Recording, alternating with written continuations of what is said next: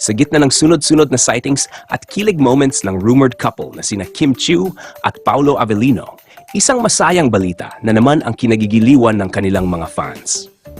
Ilang buwan bago pa man ang Oktubre, trending na agad ang paparating na fun run event ng Chowking kung saan inaasahang dadalo at sasabak sina Kim at Paolo. Para sa maraming Kim Pao fans, isa itong espesyal na pagkakataon upang masilayan ang dalawa sa isang mas natural at makulay na setting. Malayo sa kamera ng teleserye, pero kasing sweet pa rin. Ayon sa mga sources, parehong excited sina Kim at Paolo para sa event.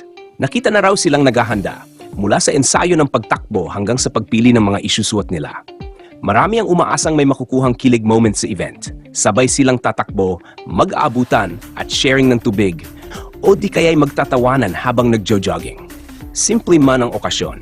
Pero para sa mga tagahanga ng Kim Pao, ito isa namang pagkakataon para mas makita ang tunay na connection ng dalawa.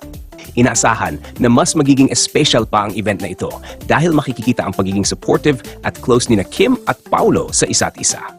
Isa lamang ang fun run sa mga inaabangang public appearances ng Kim Pao at siguradong hindi ito palalampasin ng kanilang mga loyal fans.